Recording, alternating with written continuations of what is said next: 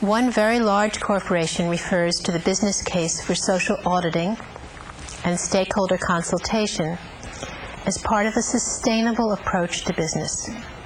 It lists these several considerations: its image and reputation, the need to attract and retain high-caliber staff, the need to sustain the loyalty and commitment of its own people, the need to be the customer and partner of first choice,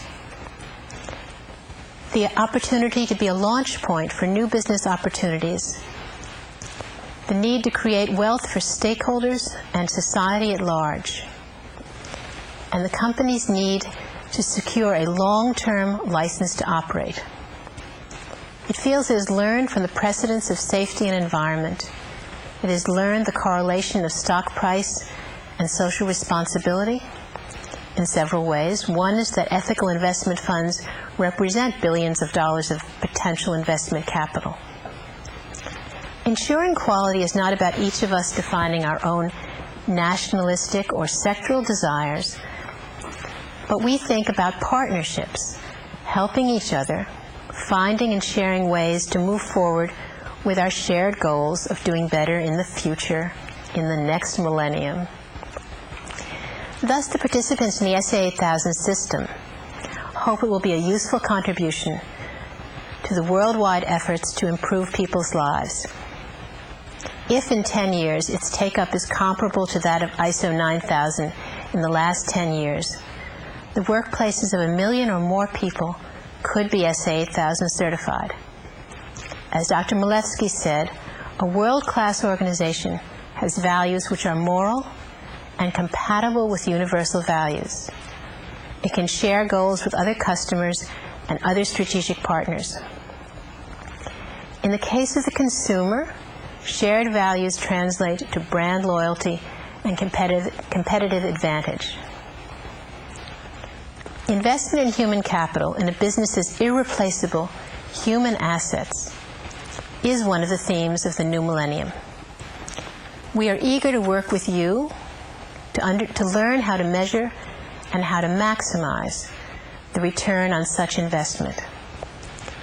Businesses which have already been using SA8000 report that they've been enjoying improved internal communications and understanding. Or, referring more strictly to an economist's terms of reference, my training, supply and demand. As Business Week magazine pointed out 18 months ago in an article about the SA8000 system, enforcement ultimately depends upon customers, consumers. Efficient markets depend upon good information. Therefore, we can help generate the information that can make it possible for us, we are all consumers, we are all customers, to put our money where our convictions are. We think that economic development can follow more than one path, that all nations don't have to go through the conditions in 19th century England as immortalized in the novels of Charles Dickens. People can learn from the past and have learned that education and training are key elements to economic progress. Time which children spend in school is more productive, personally and socially, than time which they spend on an assembly line. Thank you. Thank you, Ms. Kaufman. Let us continue with the second question and answer session. Our first question is from Cuba. It is from Mayaré International in La Habana, Cuba. Buenos días. Muy buena conferencia. Wonderful video conference. Mi pregunta es la siguiente. My question is the following. ¿Cómo consideran el apoyo? How do you view the support given by governments and multinational big companies, corporations in this region in order for the correct application of the standards that you have explained?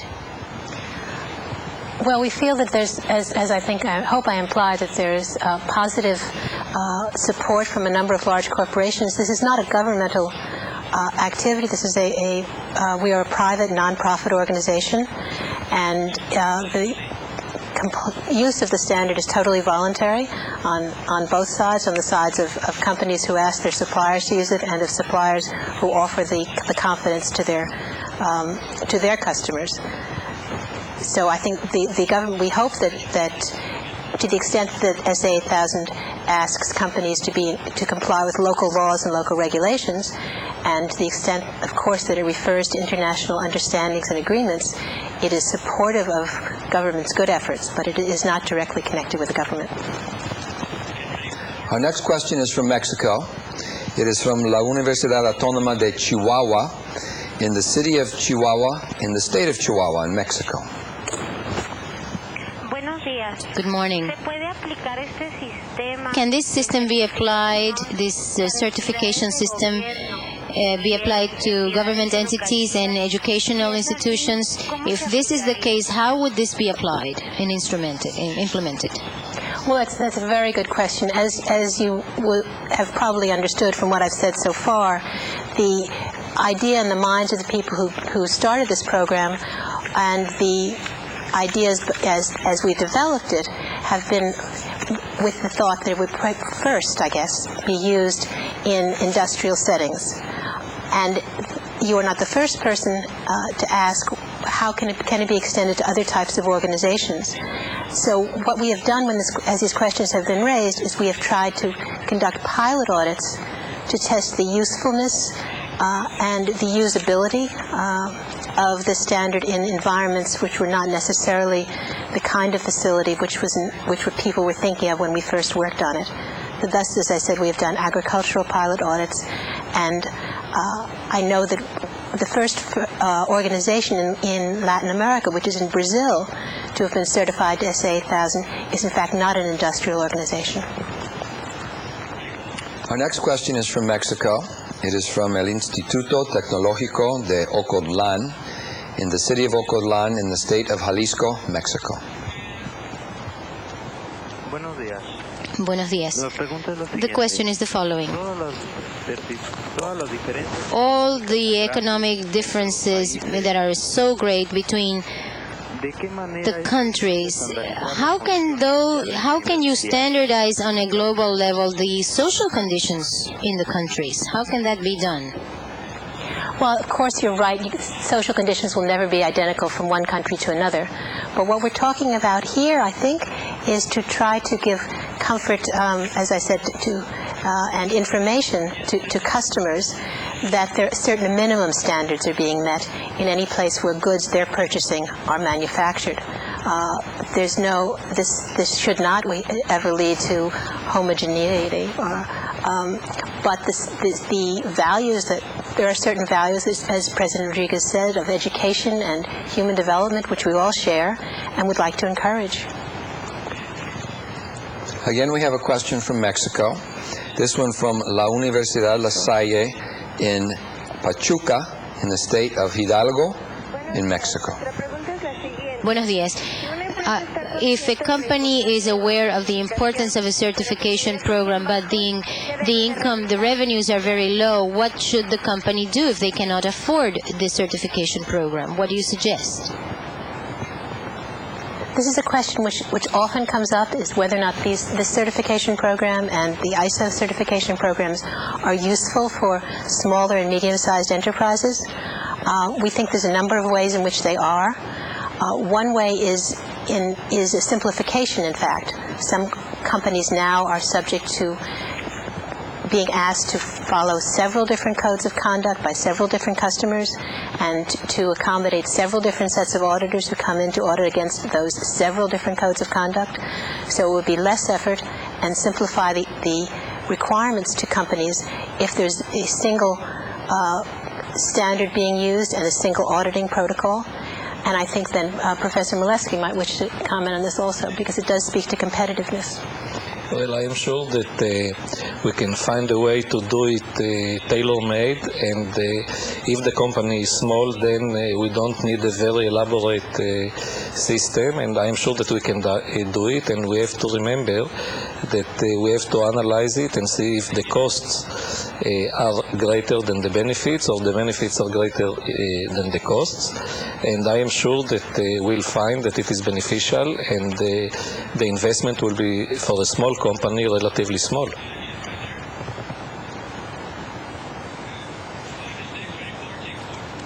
Our next question is from the Dominican Republic, the Centro de Gestión y Investigación.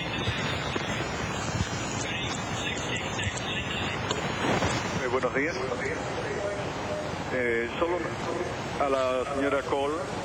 Good morning, Ms. Kohl Kaufman. Sabiendo que en el mundo, Knowing that in the world, 230,000 certificaciones of the 230,000 certification issued in Latin America, Africa, and part of Asia, only belong to Latin America and Asia. 4.2% belong to these parts. The question is, well, so ISO is being 9,000 is being simplified to be based on processes and for it to be compatible with ISO 14,000, and it does include concepts as social awareness and total quality in the workplace and environmental quality. Now the question is, do you think that this SA 8,000 will become a block for tariffs in trade when the countries are going to be demanded to present this SA 8,000 certification? If that's going to become a requirement for exporting? No, I think that the point I hoped to make before is that this is a voluntary standard. It is not a governmental requirement, and it should not be a trade barrier. On the contrary, it should enable companies who may not be well known to other customers, as ISO 9000, ISO 14,000 have done, to bid for the business of customers who may not know that they are following good practices. Next, we have a question in English from Brazil. It's from el Serviço Nacional de Aprendizagem Comercial. It's in the city of Porto Alegre in the state of Rio Grande do Sul. In a competitive world, mainly in the Latin American market, the cost reduction is the rule to keep alive in the market. How can the third world industries keep alive if the certification will increase the production cost? Dr. Malevski, would you like to address that? Well, this is really a wrong assumption. We are sure that when you certify, you really increase your competitiveness, and thus you reduce your production costs. And I am sure that if you do it correctly, then you will benefit from certification, and you will be able to compete better. Our next question is again from Bolivia. It's from la Universidad Privada Boliviana in Cochabamba. Buenas tardes. Buenas tardes. First of all, I'd like to say that I agree with what one of the participants mentioned a while ago. I think that not only ISO 14,000, but all of them are tariff trade barriers. And I also want to say that it is quite moving to see the interest that these certification organizations are, that they're in their interest for the consumer, This is a protectionism that favors the consumer, but the consumer can decide by himself or whether they want to buy a certified product or not, and they don't buy all the certified products. So also it has been commented that this organization like CEPA and other certifying organizations, they consult and they poll opinions in order to establish the standards based on what the consumers needs and wants. I would like to voice my opinion as a consumer. I think I am representing a greater percentage greater than 15% that was mentioned before, of people who are interested in not buying products made by or where there has been child labor involved. And I think that it is this 15% 10%. I think we should also be taken into account. Our opinion is that we don't want to buy junk products that are contaminated, that reach us through via multinationals, and we don't want those products that do contaminate and pollute our environment, exhaust our resources, and also pollute our waters. Would it be possible for our voice, our petition to be taken into account, and for you to uncertify products that are invading us currently? Dr. Malevski, what about the prospect of decertification or uncertifying someone who's bad for the consumer? Well, if I understood correctly the concerns, I like to say that as borders really disappear for goods and services, the ultimate judge is always the consumer. And if the consumer wants a certified program, a certified product or service, he will get it, and companies that provide it will prosper. So I think that we should look in a different way now, and although in Latin America we have right now very few companies that are certified, I think that the other companies should certify very quickly if they like really to compete on the international market. And let's not talk in the name of one consumer, let's talk in the name of all consumers and see what they want. And I am sure that as time passes, the consumer will voice more and more their voice and will choose between those companies that really have a certification. So let's forget about the barriers, because always we are looking for excuses. There are no excuses, because the borders will be open and the consumer will say which product he prefers, and I can assure you that he always will prefer a product from a certified company. So let's work on it and not just look for excuses. Thank you very much. Because we had a late start, we are going to go an extra 15 minutes. We have about 12 minutes left until the end of the program, so please stay with us until the end. Our next question is from Peru. It is from El Centro Internacional de Desarrollo Empresarial de Peru in the city of Lima. Good morning. Buenos días. This is from the Association of Public Accountants in Lima. There was a question before about the small enterprise, and although it is true that in the Latin American countries it is a very large part of society that is composed by smaller and medium-sized enterprises, in what way could these small and medium-sized enterprises have access to certification, and that in a way that this would not mean a very large cost and burden, financial onus? Well, if you have a very simple process and you are a small company, so then your management system is also very simple, and the certification should be really a very simple process and not very costly. Now, there are many innovative ways by which you can go. First of all, several enterprises can really make a strategic alliance, so they prepare together for the certification. Government agencies, non-government agencies can really provide assistance and help. So we really feel that even you are small, you can really certify, because your process is really simple and costs are low to certify. Yeah, I'd like to say something to that. Yes, I mean, that just speaks to the fact there's a great deal of learning for everybody to do, and I think as time goes on, we will all learn of innovative ways, like Dr. Malevski has been talking about, for smaller organizations to also compete on quality and workplace standards. Our next question is from Costa Rica. It is from El Auditorio Nacional de San Jose in San Jose, Costa Rica. Buenos días. Buenos días. La responsabilidad social, social awareness and social responsibility is being conceptualized as a competitive element, not as an ethical value, which somehow will convince organizations. Dr. Kaufman, what comments do you have with regard to that? Well, that's interesting, yes. We think that, of course, the idea is that there are enough people, like the previous questioners, who are interested in being ethical consumers, that they will support and sustain the efforts of companies to be ethical producers. That is the sense in which the two parts fit together.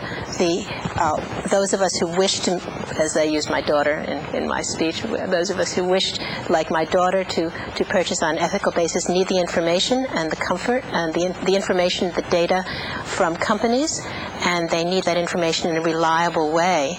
So it's a mix of provision of that information, which I think we're all trying to develop ways to provide in a systematic and reliable fashion, but for which people have to be paid to do audits and to develop reports, with the ethical interests of everyone who comes to these issues and to these problems, so that we think that there is a mix of reasons and supports for these programs. Our next question is from Mexico. It is from El Centro Universitario de Tijuana, in the city of Tijuana, in the state of Baja California. Buenos días. Morning. Al llegar el momento en que todas las organizaciones When all organizations have already become certified in order to be competitive on an international level, what will be the next step? Will that be training, or forming values in people, or adapting to culture and laws of each country? Dr. Malevski? Yeah, this is an excellent question, because you see, when everybody is certified, so the next step is really excellence. And always you will find companies that with competitive and comparative advantages. And really this is the biggest challenge of management. And as we have said before, certification is only one step. Certification does not mean that you are efficient, that you are effective. And once you are certified, you have to continue training people. You have to transform really values into culture, and you have to proceed all the time learning, and this is really excellence, is really learning all the time. Our next question is from Mexico. It is from La Universidad Autónoma de Baja California in the city of Tecate, in the state of Baja California, Mexico. Sí, buenos días. La pregunta es la siguiente. The question is the following: how can you certify Latin American companies on SA 8000 when their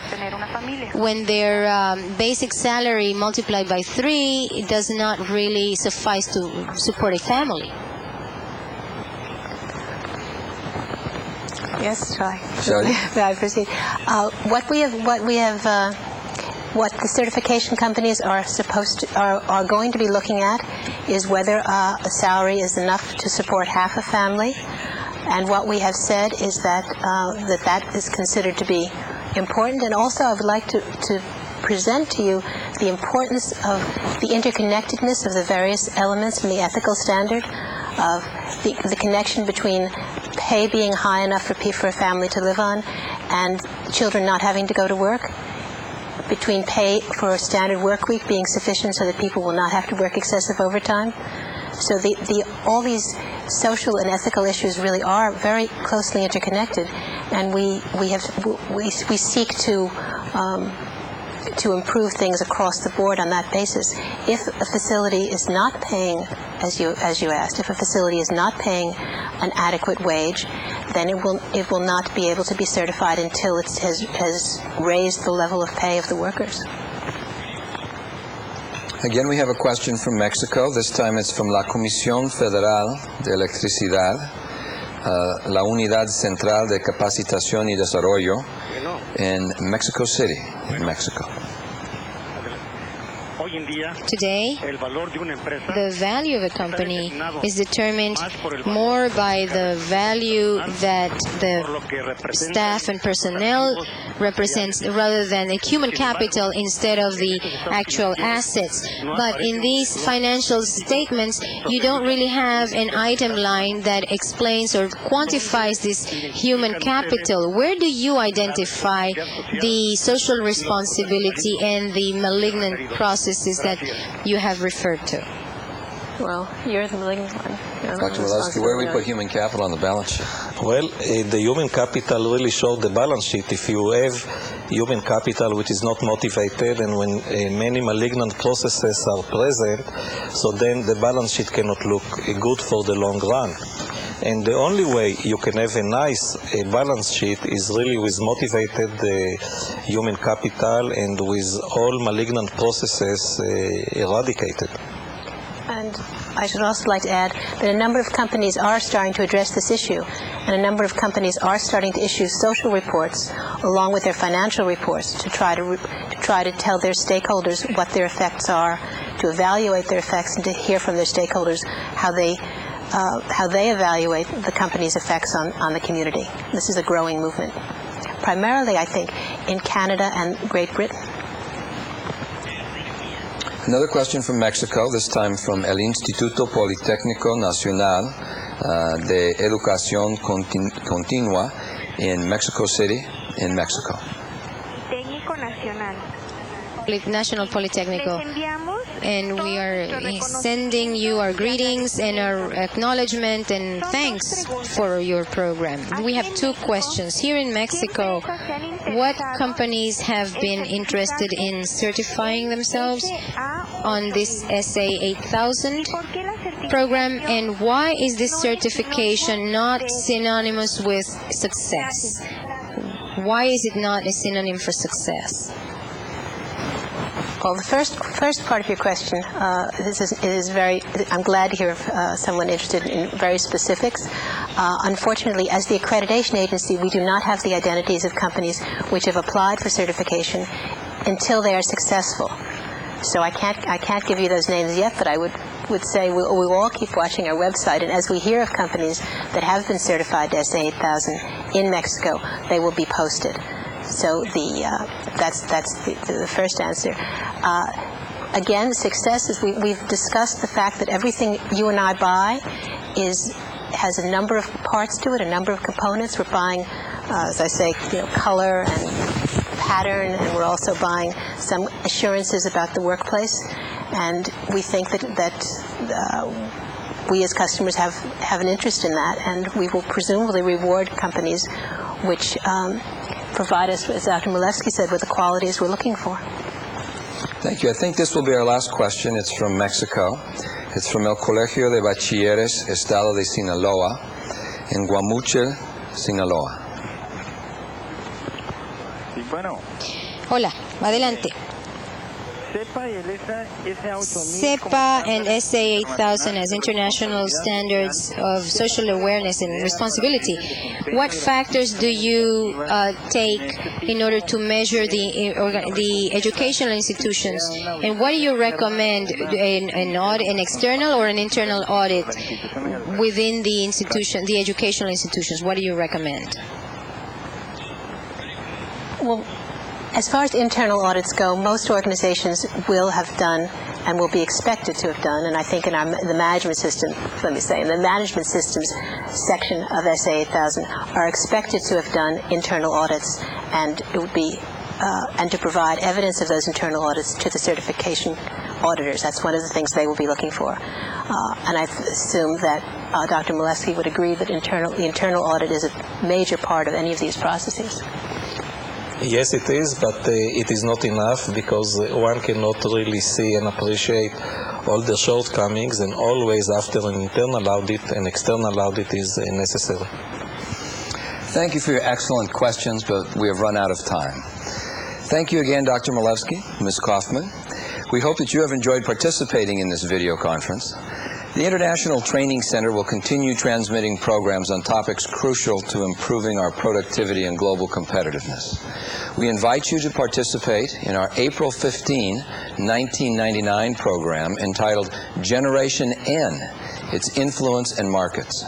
For additional information on the International Training Center's programs for the coming year, please consult your participants manual, where you will find the dates and specific topics for each program. Also, if you are interested in participating in training programs which will be offered by the International Training Center, please contact the Center by letter, phone, fax, or email. On behalf of all of us who collaborate with the International Training Center, I thank you for your participation and interest in today's program. Thank you, and see you again soon.